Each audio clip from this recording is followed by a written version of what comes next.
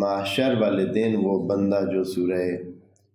العصر کی تلاوت کرتا رہے گا اصحاب حق میں شمار ہوگا۔ اصحاب حق میں شمار ہونا کوئی کم بات نہیں ہے، کیونکہ یہ کچھ ہی لوگ ہوں گے جو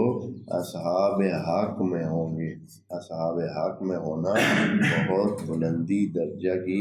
علامت ہے۔ امام صادق علیہ السلام سے ایک اور بات نقل ہوئی ہے کہ جو شخص سورہ العصر کو اپنی نوافل میں شامل کرے،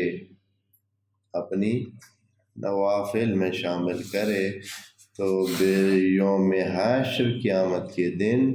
اس کا چہرہ نورانی ہوگا، اب نورانی چہرے کے ساتھ وہاں جائے گا۔ یہ علامتی بات نہیں ہے، ہم سمجھتے ہیں شاید یہ جو ہے نا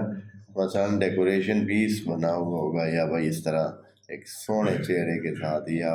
خوبصورت چہرے کے ساتھ، یا ایسے بس صرف یہی ہے کہ بس ویسے تو وہی بندہ ہوگا لیکن کیا ہوگا، اس کا چہرہ کیا ہوگا، نورانی ہوگا، یعنی نور والا ہوگا، یا جس طرح بھی اب نور کس لیول کا ہوگا یا کس طرح کا ہوگا یہ تو ہم انشاءاللہ جو دیکھنے والے ہوں گے جا کے دیکھیں گے۔